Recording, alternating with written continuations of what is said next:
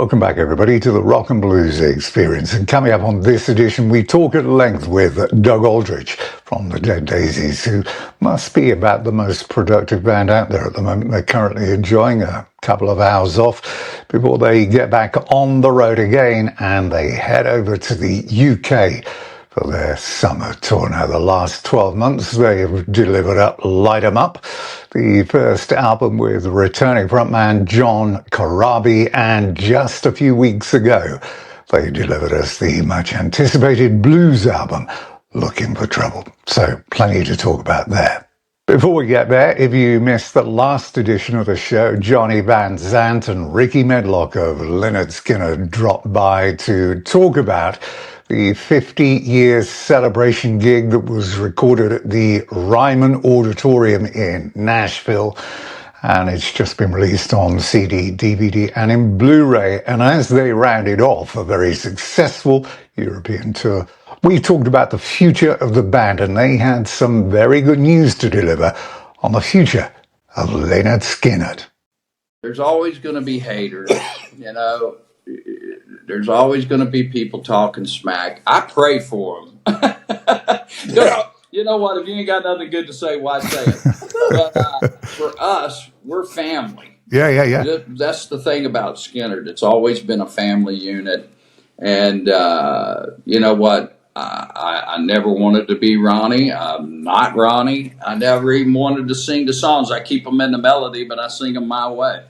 And, you know, we're going to carry it on until the good Lord comes and gets us, or either we get too old to put on our boots and we're out of here, you know. We'll go on vacation. I can tell you as well, there's a real possibility that there will be a new studio album from the band as well. All the material is there and written, and it's a question really of when, not if.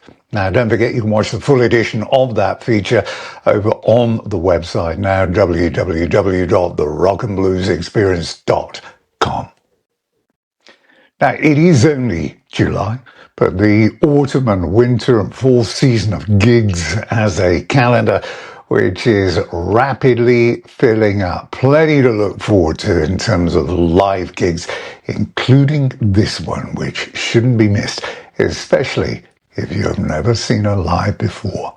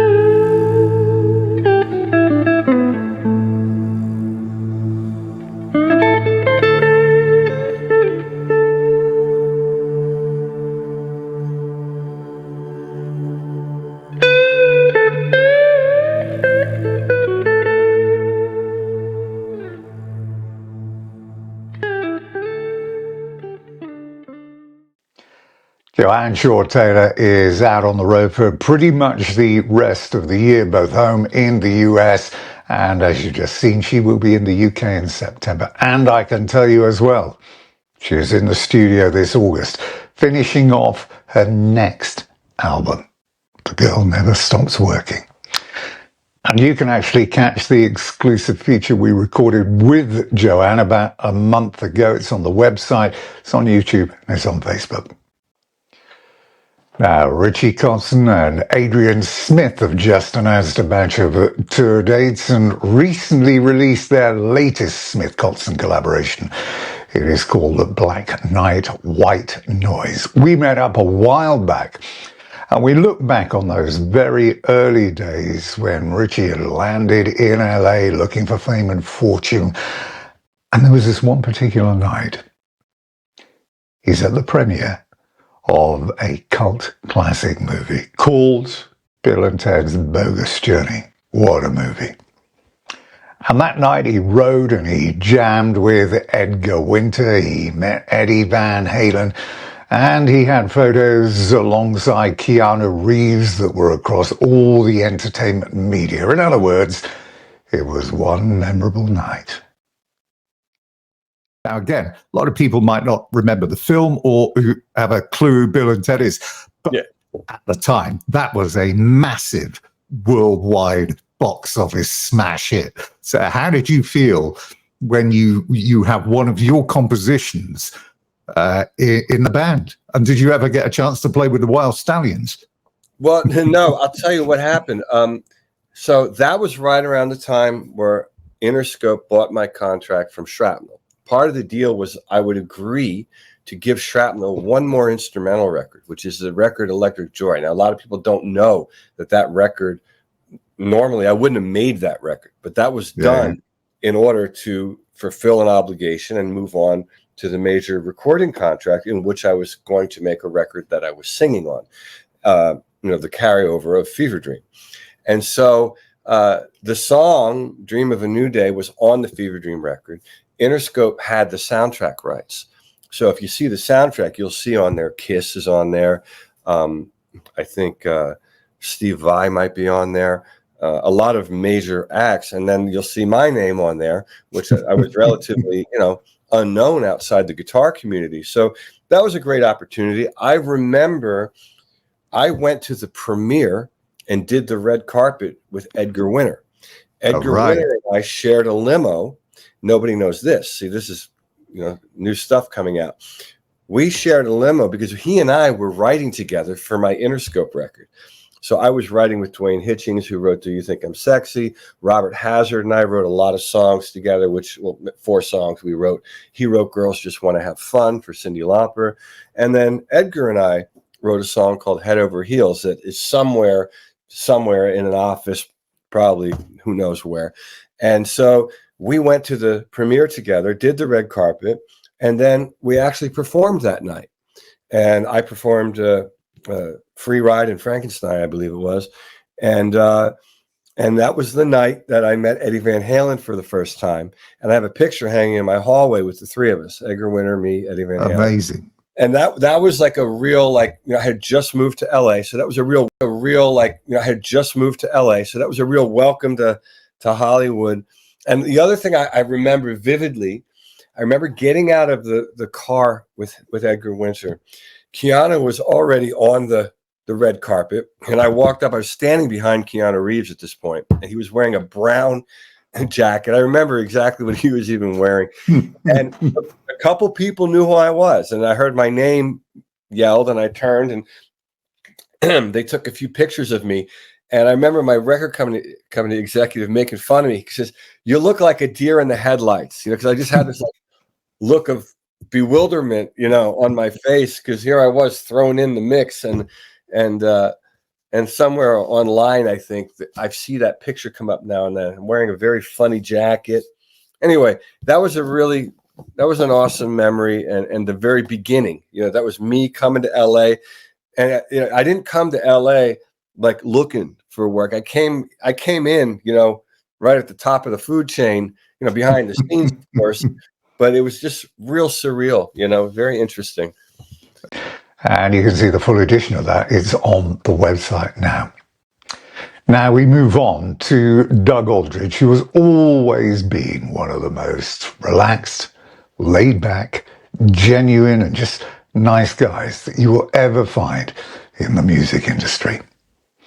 Now, this last year, though, has seen him experience pretty much every kind of emotion, from fear to celebration.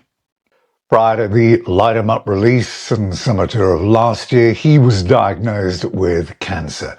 Thankfully, it was caught early enough, and after a period of rest, treatment, and recuperation, he is now clear and he is back doing what he loves most and what he does best.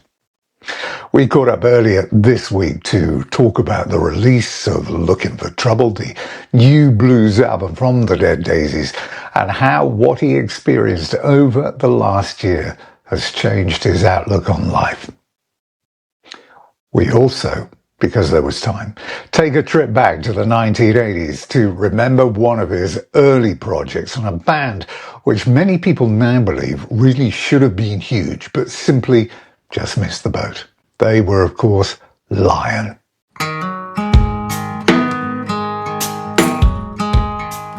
So this album, then, is our love letter to the blues. Now, the last covers album you did was a big success, was your celebration of the history of rock, and you had some great tracks on it. Midnight Moses, Fortunate Son, brilliant version of Bitch, by the way, and Highway Star. So this is like a natural successor. Yeah, I mean, we didn't set out to those songs that you mentioned are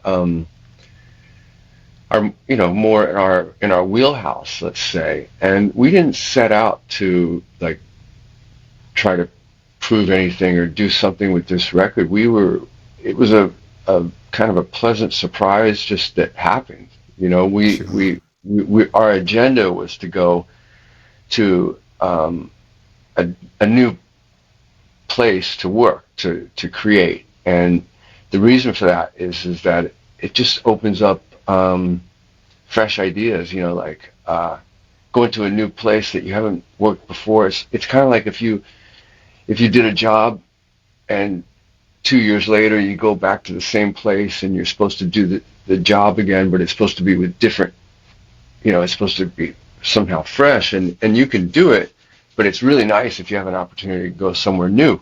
So we picked the studio, Fame Studios, down in Muscle Shoals, and we went there to write, basically. And this blues thing kind of happened really organically, and it wasn't even when we got done recording all this stuff. It was just something, maybe we'll use a couple or something. I didn't know that there was going to be. We didn't know that there was going to be an album, but Marty Fredrickson had said, I think this is really cool. And then I thought, well, maybe we'll go and have, revisit some of the stuff or whatever. And he says, no, let's just make it what it was. It was live. You guys didn't plan it. You worked up the arrangements, and it sounds great. So let's just leave it. So that's what we did. So you're there at the Florence, Alabama Music Enterprises, the Muscle Shoals studio. Yeah. Now, this venue Fame Studios in Muscle Shoals. Fame Studios. Yeah, it's hosted. There is Muscle Shoals Sound too, which was a famous place. But yeah, this one was Fame, where Aretha Franklin kind of cut her first big single, and Etta James worked, and Wilson Pickett, and it was just like, it was like walking into a new dimension of time. This place is still got that 50s, 60s vibe to it. What did it feel like? You stood in the same room where all these legends are played. It's like playing in the shadows. You can almost, you're breathing in the same breath, standing in the same places. Did you feel that your performance goes up a notch? Well, I think that probably you get some of that happens. The thing you got to do is you got to get in a mindset where you can let go, and basically you can basically let those channels open so that things can happen. And I think momentarily here and there it did. There was definitely some moments that were really I can't really define how they happened, basically. But then you get inside your head and you're thinking about it, so there's this pressure too to like, okay, I got to deliver, because these walls have seen some of the greats, so some legendary people, so you've got a little bit of pressure too. But if you can find yourself letting go and open up those channels to let that stuff in, it's good.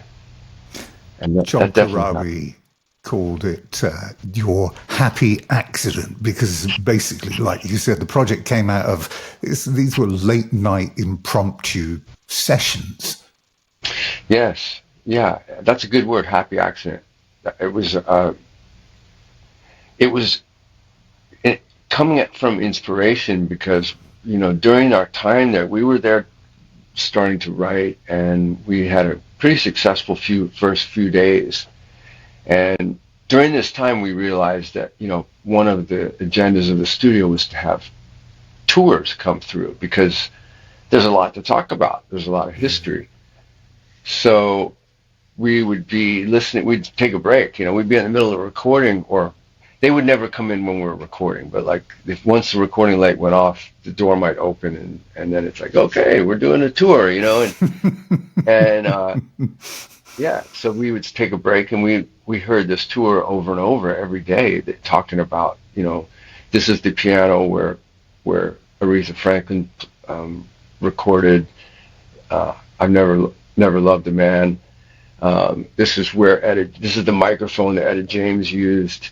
This is where Duane Allman and Wilson Pickett were having a discussion about doing Hey Jude, covering the Beatles song, which is something that was Duane's idea, apparently. So we were talking also about, like, in general, going down to the deep south. It's just cool there, and there's a lot of music history in not just Alabama, but in that area. Of course, the crossroads being in Mississippi, and a lot of great Southern rock in that part of the country, which is you know, by itself is just really inspirational. But then you start hearing these tales about these stories about artists coming through there, and we decided, hey, we're set up. It's, you know, we're not set up to necessarily record a rock record or something, but we're set up. So we just started to have some fun, and we started with, maybe it was Crossroads, and we didn't want to do it like how Cream did it. We went back, and then we decided, well, Cream took the original version, or Cream took the version that Robert Johnson did, and they did it their own way. So let's do it our way, and it kind of went into that sort of creative zone. One song led to another. Yeah, you had to decide what to do, because just playing a straight cover isn't going to generate any interest anywhere, really. So the thought was, on every track, the question at the back of your mind was, what would Led Zeppelin do? And as a template, as John was saying, is that we used When the Levee Breaks, which was originally recorded by Memphis Me way back. It's almost 100 years ago, that. So that's what you used. So that was a really interesting way, a great concept. Well, that was what we did with Crossroads. It was similar to the groove in I don't know, the first track on Zeppelin 3. I'm spacing on the name of the song, but basically that was the basic groove, and I had this slide part that was kind of had that vibe to it. So it turned into a song that definitely had some influence of Zeppelin as well, which is fine, you know. But then there's other stuff that, like, you know, we took, I don't know where it came from, but, like, you know, some of the stuff that we did with songs like Black Betty, Walking the Dog, we just tried to find some different ways to do stuff for fun. We weren't, like I said, or like John said, there was not a plan to make a blues record. We were just trying to have some fun, and maybe one of these songs would end up being a promo piece or something like that. But each one has its... Sorry. If you look at the people that have the most success with these, Vanilla Fudge used to have their own way of doing it, which was fantastic to listen to. And one of the great blues covers albums I saw of the last 25 years was Honkin' on Bobo, which was Aerosmith, and that album reminded me a bit of this album stylistically. Yeah, I love that album. There's probably, I actually don't remember the track list of everything that they did, but a few songs maybe. Or this, did they do "I'm Ready"? I'm sure they did. Yeah, I think the Yeah. opening track was Roadrunner. Okay, and then I know they did. Uh, I can't remember the titles of these songs, but Don't worry. Baby, please don't go. Sorry. Right. So yeah, so it was a cool album and it was a cool concept and it was kind of felt pretty new for the time when Aerosmith did it. And but I think they probably set out to do it and they did it and they polished it the way they wanted to do it. Ours, on the other hand, is a moment in time where we'd work up an arrangement that we thought sounded cool, and we just laid it down live. And there was no once we got the arrangement together, there was really no polishing. We didn't go back and fix anything. In fact, there is some moments where there's mistakes and different things, but it's really from the heart. It was like, Mhm. had I done preparation, I would have definitely played some different things. And in Sure. hindsight, definitely would have played differently on certain things. But I was in the moment and that's what came out. John was in the moment, that's what came out. And I wasn't worried about it because I felt like, okay, under normal circumstances, if you're going to do something with a recording, then you go back and you revisit it and maybe you make some changes, or updates, update the whatever part you think you could do better. And Yeah, yeah. this was like, nope, we're leaving it. It's live. That's it. It's interesting because I don't know who it was that said it, may have been John again, who said, hey, listen, none of us were really blues aficionados. We didn't grow up listening to John Lee Hooker or whatever. I mean, I know that you used to grow up listening to most of your sister's record collections. I mean, I don't know whether they had a lot of blues in there. No, it was the closest thing. Jeff Beck. Might have been Jeff Beck, or some Peter Frampton stuff. Had a little blues flavor to it. But eventually, I think the biggest mark that was made on me as far as blues goes was Southern rock. Like Yeah. the Allman Brothers and Leonard Skinner and stuff like that. So I really loved it, but I never considered myself that type of a player, and definitely an aficionado would know about where all these original artists, they would know about them, and we didn't know about them.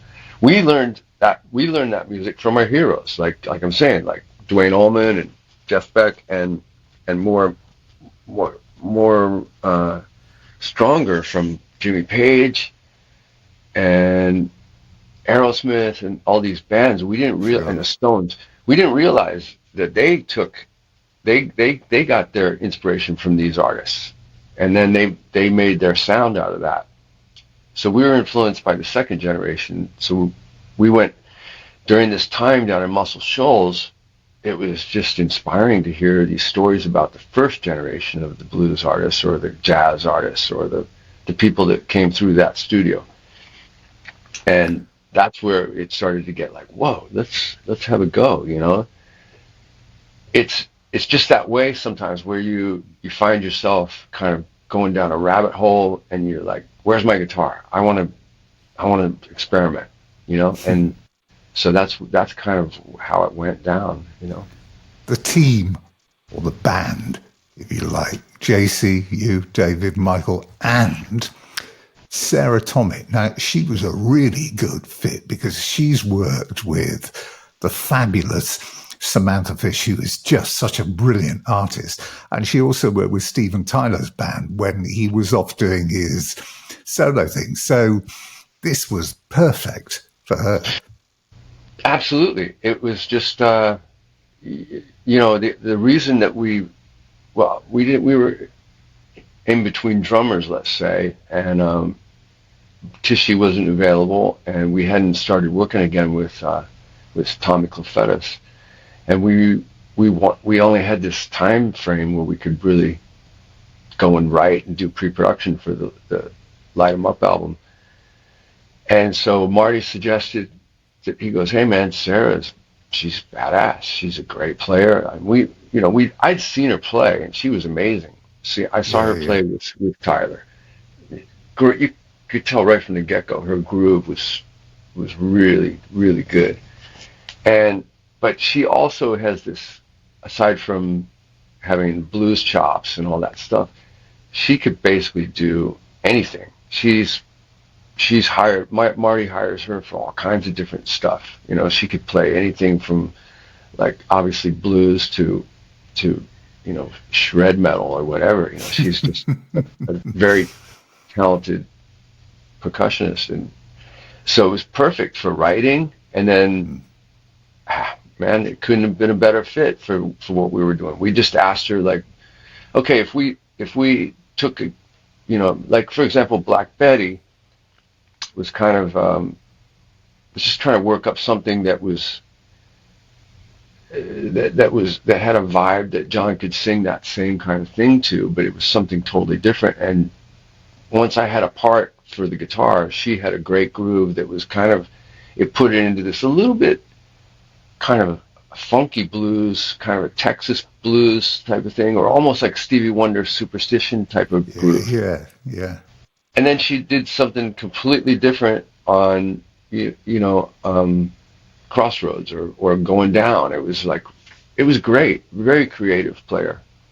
I've got to talk a bit about the choice of some of these songs. I mean, because there's so many out there, that finding the right ones that suit what you're trying to do.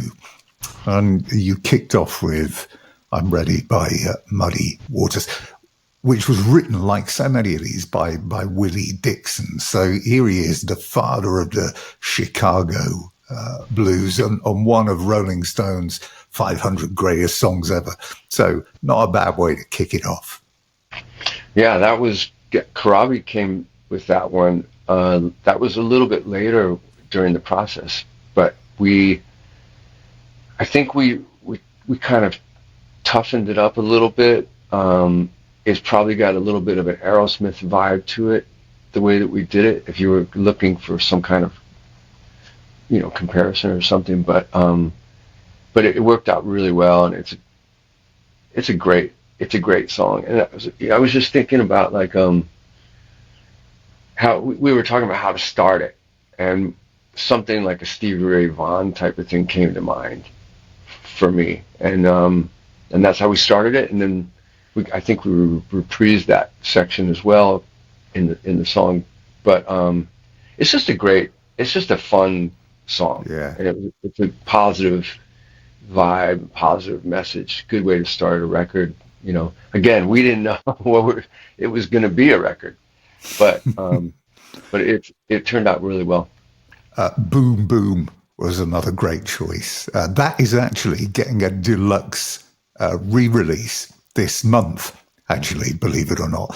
But John Lee Hooker, it was his only ever Hot 100 track. That the Animals did it, the Yardbirds did it, and I loved the story behind this. It was a bar in Detroit called the Apex Bar, and there was this bartender woman called Louila, and every night John Lee Hooker would come in late, and she'd look up, tap the bar, and go, "Boom, boom, late again."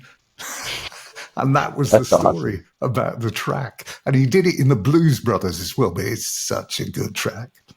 It is a good track. It's a great track the way he did it too. It's just, he made it the best. We took a little bit of a tip off of kind of a Susie Q kind of vibe. It's what it turned out to be, a little bit like a Creedence type of vibe, which we love Creedence. But it is a great track, and I didn't know that story. That's a brilliant story. Yeah, that's really cool. This is what I'm talking about. When you hear about that stuff, it's like, wow, that's so cool. It's inspiring hearing that. And I don't know who it was that chose Black Betty, but the original of that was actually Leadbelly's version was a cappella. Right. It was nothing like Ram Jam who had that moment in Right. the 70s. And I mean, how many movies has that been in? Dozens of movies and TV shows, and it's on every 70s compilation ever. Everybody knows it. Yeah. And that's the thing is like I had heard I've heard several people cover that, and they did it similar to Ram Jam. And some people were kind of wondering, like, well, why didn't you guys, do it like that? A lot of people think that's a Ram Jam song. So of course, they're wondering, well, and it's a great version how they did it. As you said, Leadbelly it was just a vocal that I guess he's made up coming home from work. Or something like that, and it was about a person, So, but that was John again that brought that idea. This is basically what we're doing. We're sitting in the studio, taking a break, either for dinner or during a tour that they were, showing the studio, and we were talking about all these stories and stuff, and that's how the stories we were talking about Robert Johnson, about what he must have been going through.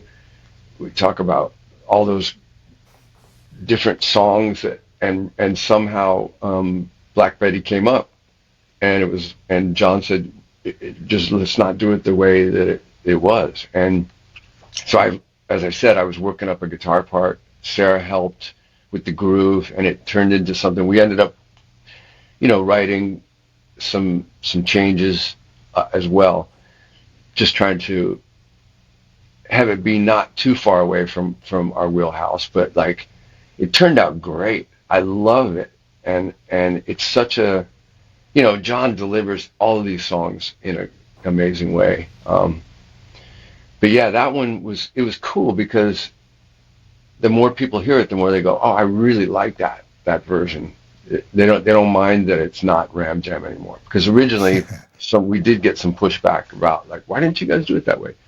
Well, you can listen to that Ram Jam version anytime you want, but if you want to hear something different, this is for you. Absolutely.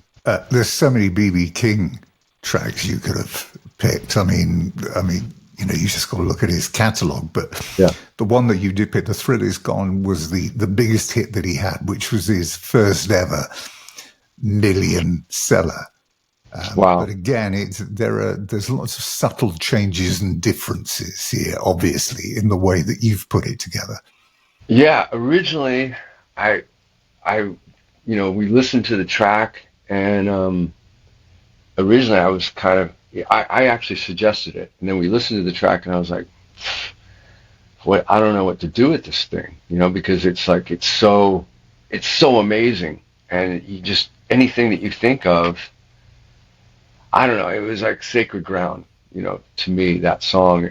Once I listened to it, I just brought it up, we listened to it, and it was like, And then John said, well, why don't we treat it more like how Zeppelin did "Since I've Been Loving You" or "T for One" in that, which maybe he didn't really even know, but it's a different time signature. It's in 6/8 or something like that, Yeah, it would be like 6/8. And Sarah immediately jumped all over it, and I just started to play the basically just some passing chords that were the same chords, but kind of playing them a little bit differently, and it just kind of came together like that. And then I had a part that I was thinking maybe we could do something different with the solo section, although the whole song is actually a solo, but in the middle section, maybe we could do this descending thing that I had. And we didn't end up doing that, but we stuck it on the end so that it was like, in putting it in 6/8 gave it a little bit more of a melancholy vibe than it already had. It made it almost like a little bit more of a sadder blues. And so we worked it up. We went through it a few times till we got it right, and John sang it really, really cool. And then Marty said, okay, let's wrap it up for the day. Marty Fredrickson, who produced the record. He goes, let's wrap it up. Well, if you guys want to, change anything on it, we'll do it tomorrow or whatever. But that sounds pretty good. And then we came in the next day, and he's like, "Do you guys want to hit Thrill Is Gone again?" And we listened to it, and I was like, "Oh my God." I was definitely in a zone right there. It was the end of the day before, and I was very relaxed and not really thinking. And I was hitting the melody that BB did, but I was doing it a little more delicately, maybe. And there were some nuances. And I just said to Marty, I go, we could do it again, but I don't know if I'm going to be able to play it like that, because that was definitely, when I listened to it, I was overwhelmed by all of the nuances that had never done before or didn't remember. I was just playing off the heart. You know what I mean? Yeah, sure. And so I said, Marty, I don't think I can. He goes, fine. Let's just keep that guitar.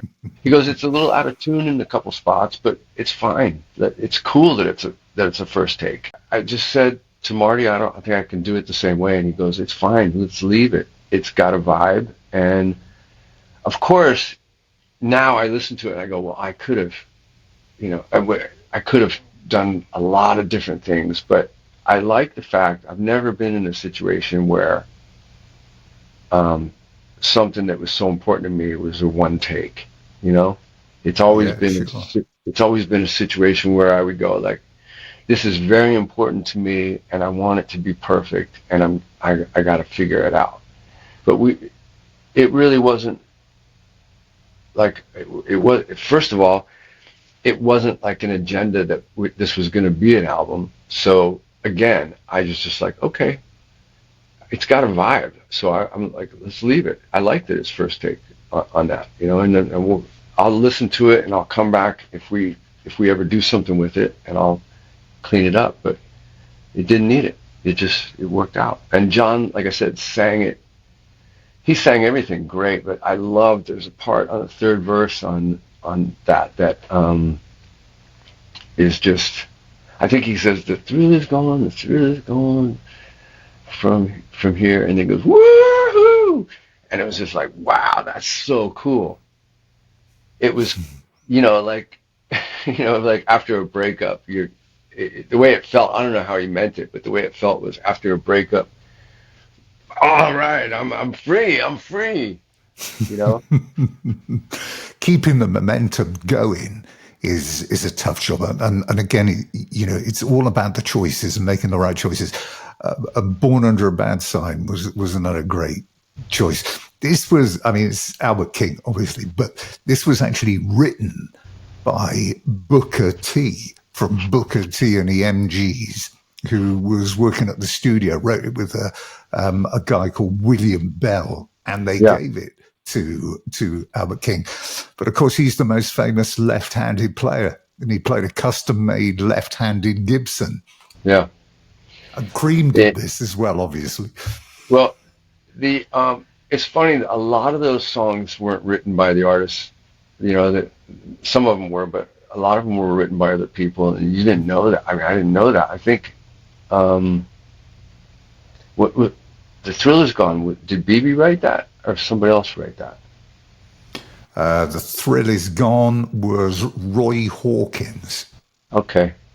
Yeah, I knew. First up. It's interesting, but yeah, Born Under a Bad Sign is classic. It's cool because these songs we've heard them done lots of different ways, but it's definitely a song that fits into our rock edge. It's a blues track. You can do it really bluesy, but it does fit in. So it's not so far outside, like what some of the other songs maybe are, but we just found a way to play it that felt good at the moment, and I think we have a slightly altered intro to set it up, which was kind of cool because you didn't know what song. It says you look at the title and then you hear it and you're like, what is that? And then it kicks in to the riff, But sure. That one, we didn't take it as far as some of the other ones. It just felt really good like that. we talked about Crossroads.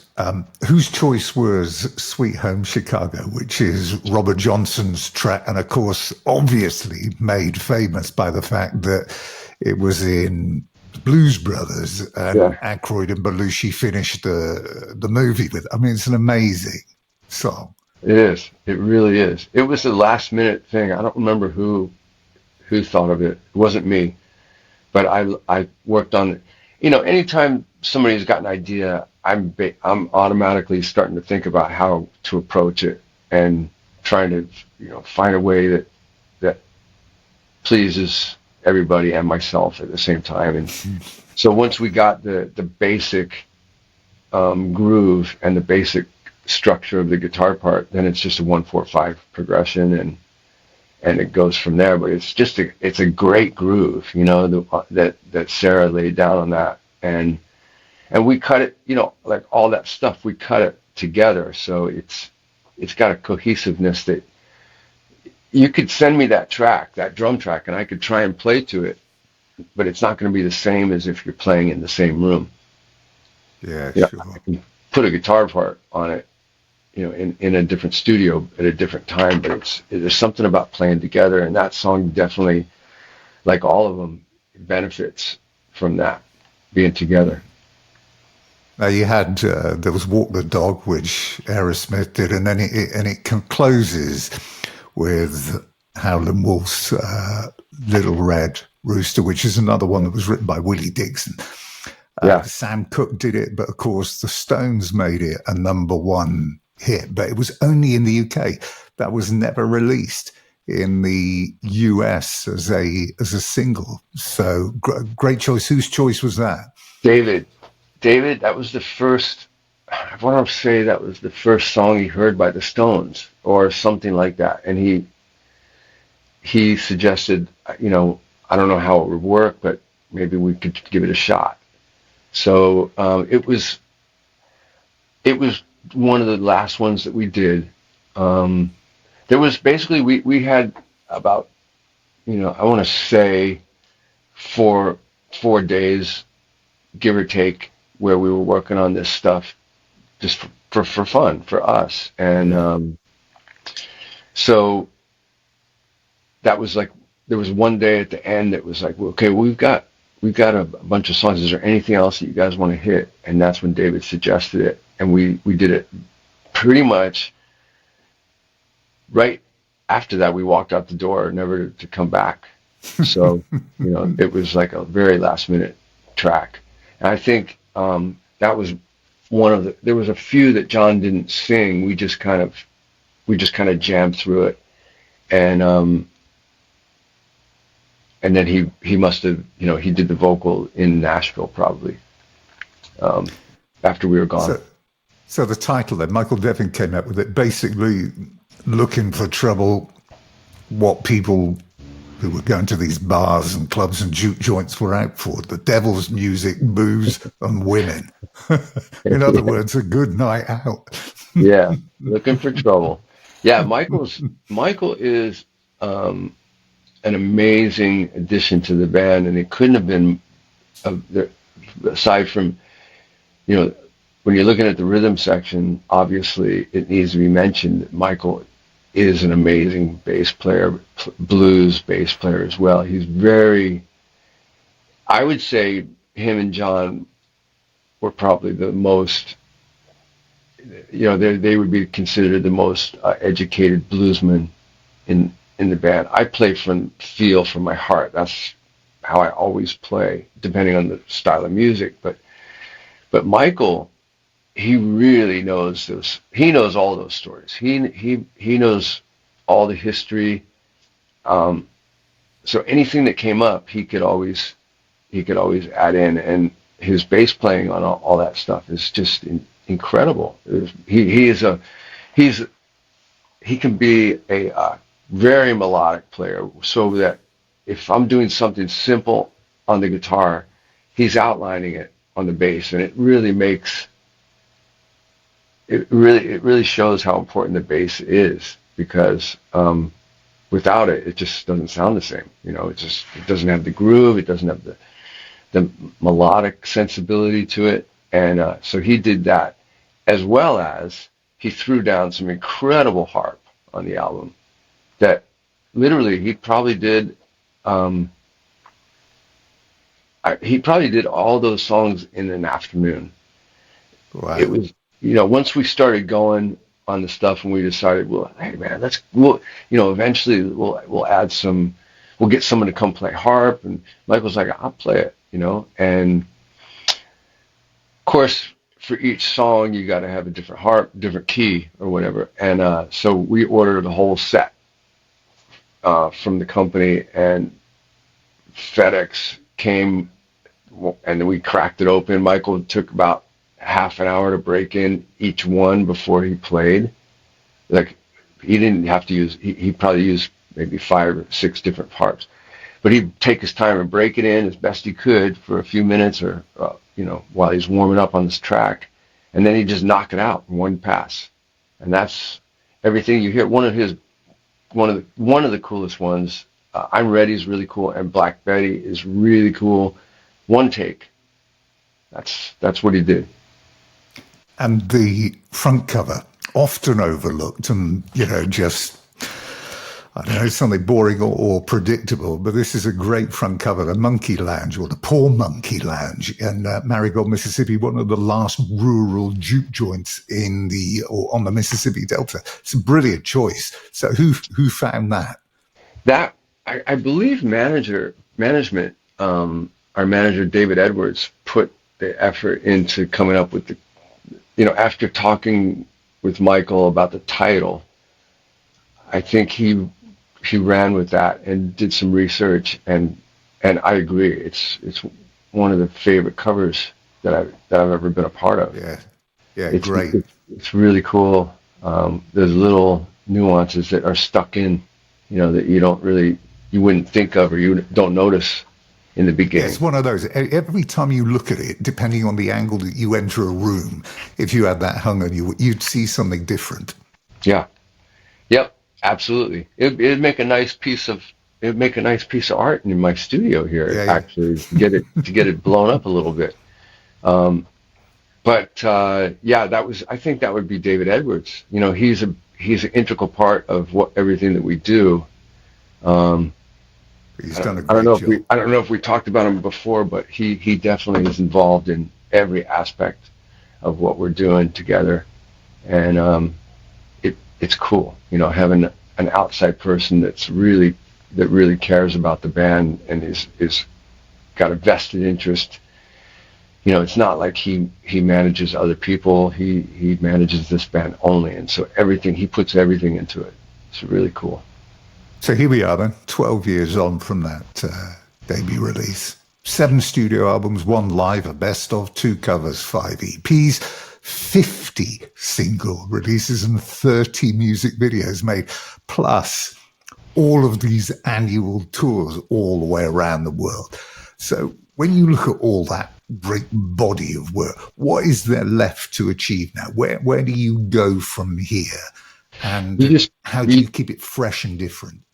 Well, that's how we do it. We would get together and write, and maybe hopefully find ourselves in a different location together. That's always been helpful. That's what happened when we, when John took a little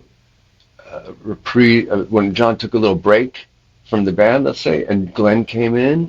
Yeah, sure. It was a perfect situation to go somewhere fresh. We didn't want to. It wouldn't have made sense to go compose music where we had done it with John. So it was perfect to go. We went to the south of France. Then there's been several different studios that we worked at with Marty, including his studio. But we actually, of the records that we've done at Marty's studio, Light 'Em Up, and the first 2 that I was involved in, Make Some Noise, and Burn It Down. We worked in different rooms every time, and it really helps. But to answer your question, right now, we've been inspired by the reaction that we're getting from this blues record. I could definitely see it having an impact on the future of the band in terms of, direction and what we might want to. I mean, I think it's worth concentrating on the album as a whole, maybe at some point, Yeah, tour wise, absolutely. and maybe approach the whole thing from a blues perspective, from a blues side. Have some other artists that are in the same situation come out with us and celebrate the blues that way. As far as recordings and stuff, you're never, you never know what's around the corner, and Yeah. as much as you can plan what you're going to do or whatever, this album proves that good things can happen when you don't have any plans. So we'll just take it as it comes. Keep writing, keep playing. We got a lot more to do, personally and collectively.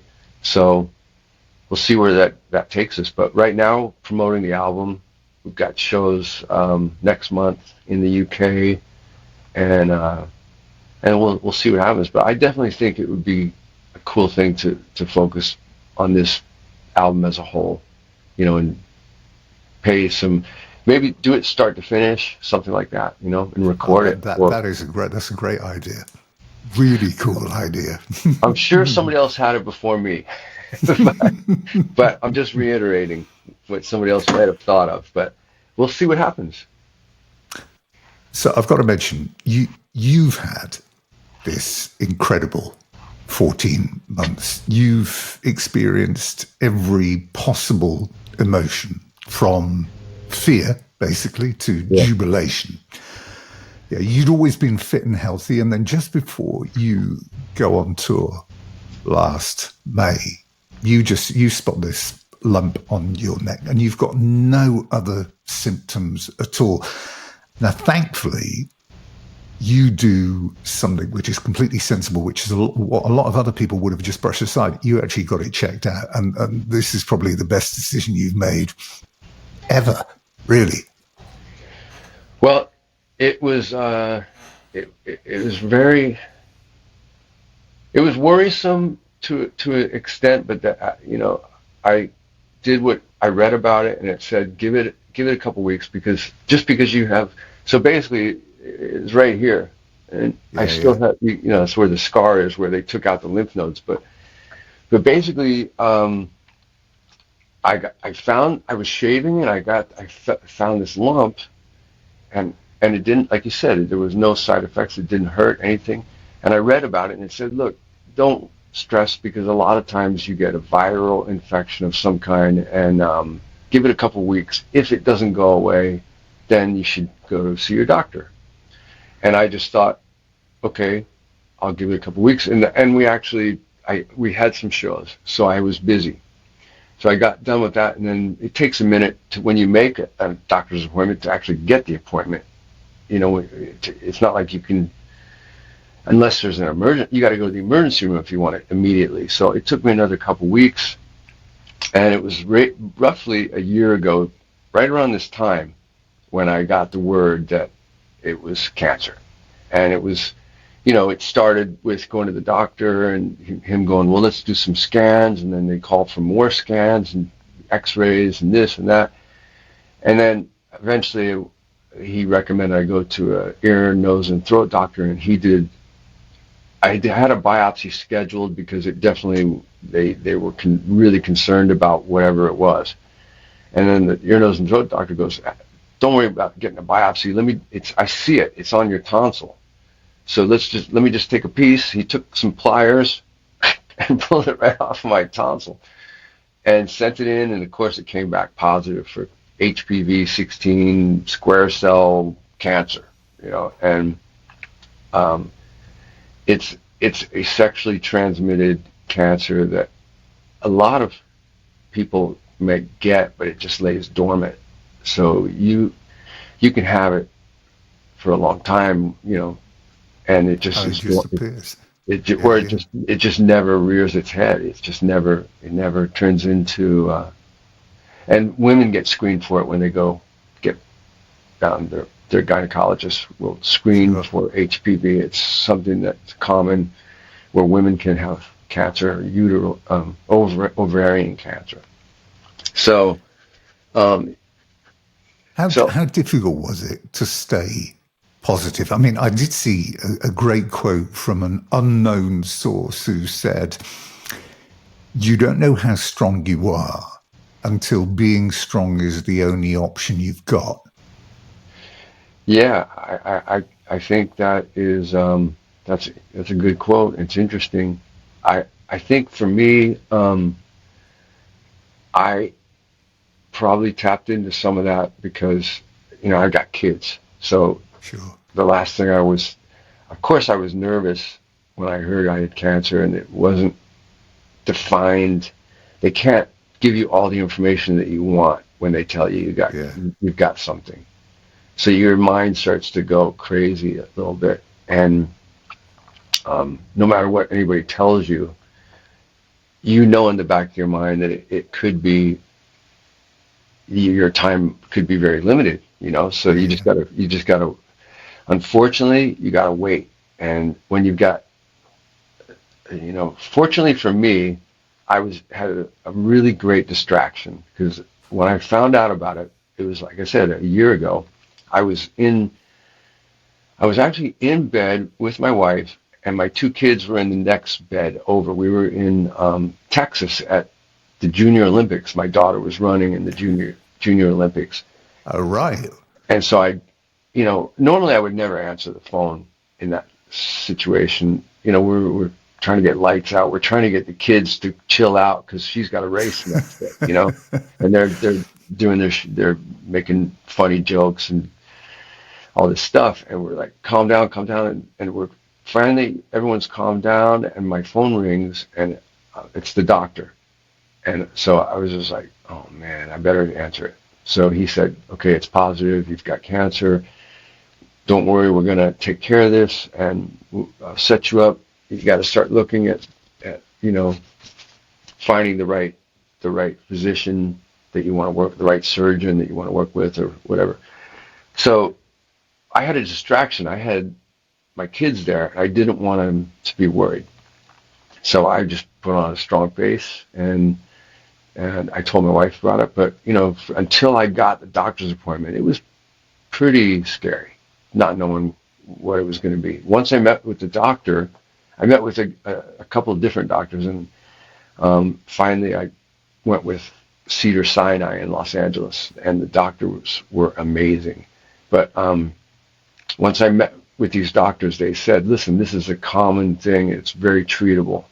You're going to be, it's roughly the staging of my cancer would be like stage 2 or stage 3. But with this particular cancer, it's very slow. So it had been going for a while, I guess, and just finally had popped into the lymph nodes. So that's what I was seeing. It was on my tonsil, and my lymph nodes were now, it's called metastasized. So Yeah. they were hot, those ones. So they said, okay, this is the plan. You're going to have to get surgery, and there's going to be surgery on the inside and surgery on the outside. And the one doctor I met with in UCLA said, I can do the outside one, but the inside one is robotic surgery, and I'm not. He goes, I'm going to have my colleague do it because I don't do that. And then when I met this amazing doctor at Cedar Sinai, he was a younger guy and super confident. Actually, I got a meeting with him from a family member, and because he wasn't taking patients. So when I got the meeting and he agreed to take me on, I was like, that's the guy. And he did. There was a possibility that there would be there's a nerve that makes it so you can raise your arm and stuff. And I was concerned about that, among other things, with the surgery. And he basically came in right after the surgery and goes, I saved the nerve, so don't worry. And I was like, yes. So that was the start of positive stuff. Like I got the How did you surgery. feel when it became public, how did it help your morale to see so many bands, so many musicians, so many fans from all over the world sending messages on Instagram or Facebook and just, sending out all this positive energy? Did it help? Oh yeah. I mean, that's a true blessing that, You're you not don't really, alone. yeah, you don't know what people are going to think or say. And a lot of times that kind of stuff it's, it's people want to keep it private. Yeah, sure. It was just unfortunate, that there was a tour coming up, and once I realized that I was not going to be able to do the tour, they wanted to, I just felt like I don't want to make up some excuse in case, Sure. in case it doesn't get better or whatever. I just wanted to be honest about it. But the outpouring of support and prayers and good well wishes was amazing. And I got to say, I have a really great group of people in my circle that always support me no matter what, but then some other people mentioned it, like, for example, Paul Stanley sent me good well wishes, and a lot of people found out about it from Paul. So it was like, I got, everybody heard about it. And it really helps, I mean, I definitely my faith got a lot stronger during the whole thing. And I learned a lot of really important lessons for me that work. And but the greatest thing that happened was people sending prayers and well wishes, because it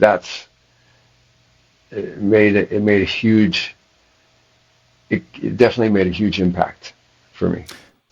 Has it actually changed? I mean, you are at the moment, you're all clear. How has it affected how you see life on a daily basis? I mean, you get up, you get out of bed, as you pull the curtains back, and it's just like, my God, it's great to be alive. I mean, do you view life in a different way? Yeah, I do. It's I definitely will make my priorities are my family. So that's the first thing. I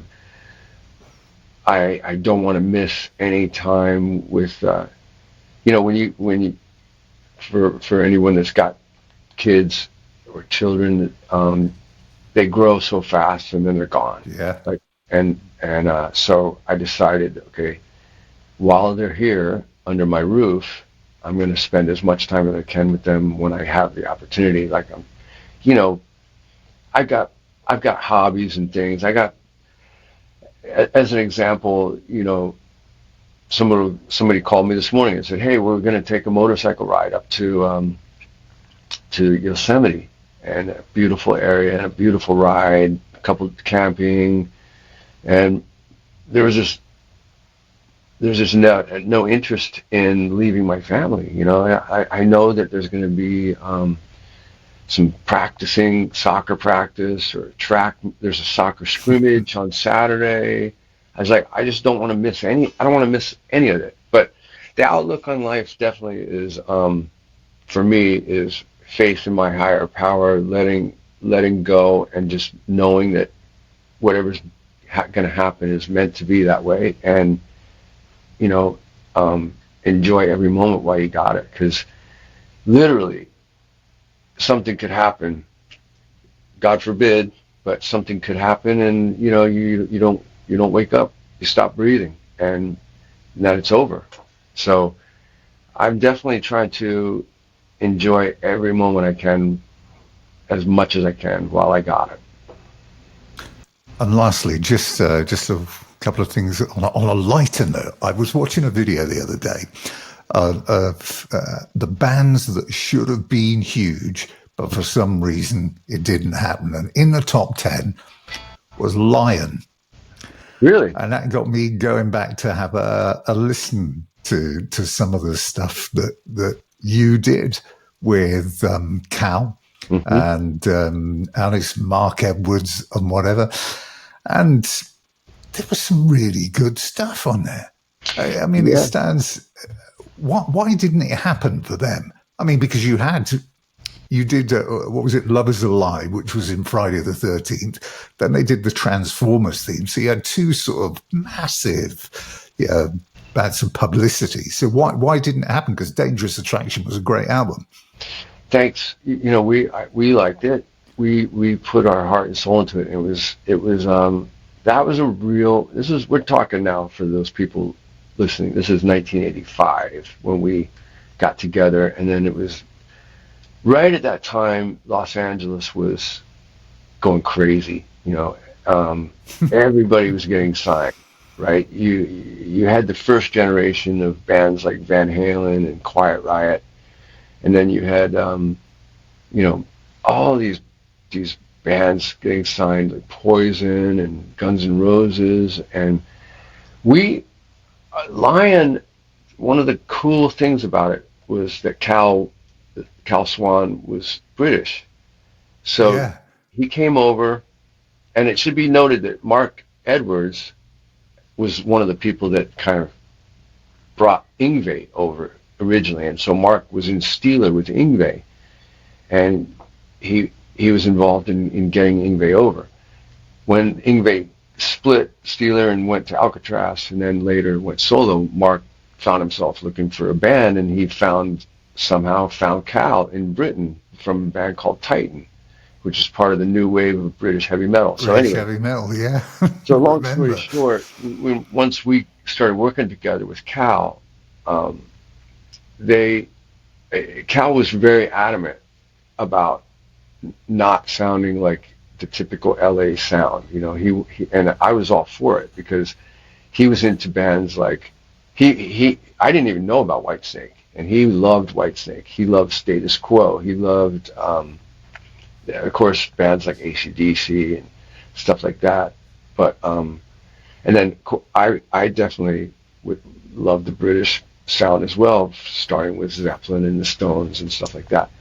So our hard rock metal sort of sound was not the glamish type of thing. It was definitely more Thin Lizzy, Whitesnake, Deep Purple, a little bit of this, and that was what we were trying to go for.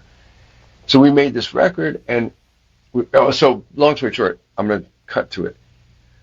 Nobody would sign us because we had a great following, but we were not like that sound that other people had in LA, and we got passed on by everybody. We did a showcase for all these labels. Nope. We'll get back to you. And it was like, no, we're going to pass. We heard that. Finally, there's a label that says, we want you guys. And it was called Scotty Brothers. And our attorney told us, unfortunately, guys, that's not going to work. If you guys sign a deal with Scotty Brothers, you're not going to make any money because the way the contract is, you're not even going to be able to pay me. The attorney said, you're not even going to be able to pay me. So, but that was our only option, was to do this. And the first thing they had us do was we signed it against our better judgment later, which we would have. But the first thing they had us do was this Transformers soundtrack, and that was cool. You know, we finished the song idea together with the original writers, and then cut the song, and then the movie came out, and it was exciting that we were in a movie or whatever. But the big thing was doing our music, and we made that record basically from 6 p.m. to 6 a.m. for about 3 months. We went in the studio and worked our asses off, and it was like a real band. And this is during a time when there was guitar players auditioning for other gigs. There, Ozzy had gone through a couple guitar players, and other things came up. But I was excited about my band, about Lion, and it just turned out that that label didn't want to support us at all. But we did. They wouldn't give us any tour support, but they did get some money for a video for us. And then we did have a different label in Japan that sold the shit out of us. So we did really, really well in Japan, and we were getting MTV airplay. It was fun, it was cool, but we wouldn't get any tour support from the label, so we couldn't tour. And eventually, trying to get off the deal, we did another album. Nobody would still sign us, even though we said we were off the deal. So we wanted to prove that we were off the deal, and we put an album out called Trouble in Angel City, and that had kind of some older tracks and stuff that we didn't, you did a Slade cover on that, didn't you? Yes, Lock Up Your Daughter. Was it Lock Up Your Daughters? Yeah, and Cal loves Slade, by the way. And Lock Up Your Daughters is funny because and he loved Whitesnake. And again, I didn't know about Whitesnake in the beginning. It was only until Slide It In came out. But Cal had all that early Whitesnake stuff that later would become important for me to have that background. But so we ended up breaking up. We were going to stay together and ride it out, but Mark got in a motorcycle accident and was basically broke his neck and was unable to walk and could not play. And that was, I had a lot of offers, but I never went for anything because I wanted to. Slaughter you could have gone to, couldn't you? Slaughter, Dio, Ronnie and I played together one day, and he offered me the gig straight away. And I just was like, what am I doing here? My band, I know that we can get through this, and it's my band with our music. And it wasn't until Mark got injured that I actually started doing other things, and it just led me down a different path. But yeah, so that's the reason that Lion didn't. We were not your typical LA band, and we got passed on by everybody. But last thing, when you look back on this incredible array of bands that you've been involved in, everybody from those who mentioned to Hurricane, you had Kelly Hansen in House of Lords, and of course Dio, Whitesnake, Glenn Hughes, Dead Daisies. When you look at the catalogue of all that stuff that you've played, what did you love playing most live? Was it the Rainbow stuff with Dio, or the Dio stuff with Dio, or was it the Whitesnake stuff, the Deep Purple stuff? What got the best crowd reaction? I mean, Still of the Night must be up there, and as must Here I Go Again. Yeah, all those big songs are fun to play live, but I think for me the funnest thing is playing a song that you composed, because of course it's a blast to play say for example, I was in Led Zeppelin, but I wasn't Jimmy Page, obviously, so I'm playing Stairway to Heaven. It would be amazing, but it's still, there's nothing like playing a song that you wrote. And so I wrote songs with Ronnie, I wrote songs with David, with the Dead Daisies and everybody else. And so even though it wouldn't get the same crowd reaction maybe as Here I Go Again, a song like Forevermore got a really great, got a great reaction. Brilliant track. And that is, all those songs were created here in this room, like, or if David gave me a song to work on, I'd bring it back to this room. And David would come to my home, and Ronnie would come here. So it was, when you're working on a piece of music, say for I'm working on something with John, and we always would get together in Nashville, usually, because that's where he is and that's where the studio would be. But you create something together, and nobody in the world knows about it. And in the morning when you woke up, it wasn't there. But now you've created this idea of a song that makes you feel good, and then then you record it, and still nobody's really heard it. It's a great feeling it's a great, powerful feeling that you've created this thing, and you can't wait to share it with people. And then the next level is to play it live and get a good reaction. So when we do, there are songs like the same with Dio or Whitesnake, with the Dead Daisies, a song that we, put in the set that we wrote, that it got a good response, and it felt great to get a good response in terms of the album, but then to play it live and have fans, really excited about it. There's nothing like that. It's the best. They've just done a re-release, Whitesnake, of the Still of the Night, the live shows that were recorded at Hammersmith, and it is fantastic. It's such a great show. Yeah. It was a great day for me. I went. I was there. You were there? Yeah.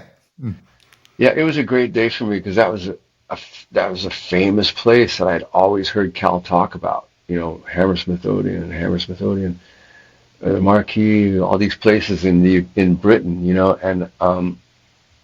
And to be there and it's sold out. It was just incredible. It was a great night, and it was a nerve-wracking thing because it's being filmed, it's being recorded, and the whole thing just went by really quickly. But I'm really happy that they captured that show, because it was a very important time for me to go to that venue and play.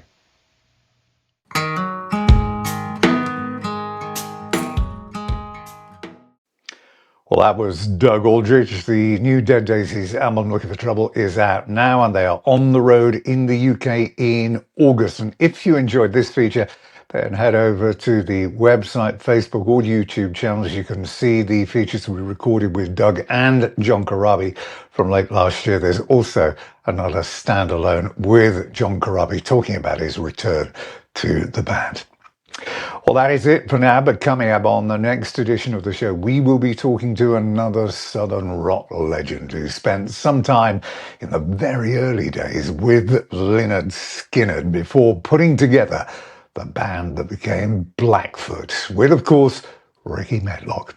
He is Greg T. Walker, and we will be talking about his new band, Two Wolf, which features also the incredible talents of Lance Lopez, who we featured on the show again last year. And once more, that, if you want to see it and hear it, is over on the website. Look out for that. For the moment, though, thank you very much for joining us, wherever you've been watching in the world. Until next time, from me, Tim Caple, bye-bye for now.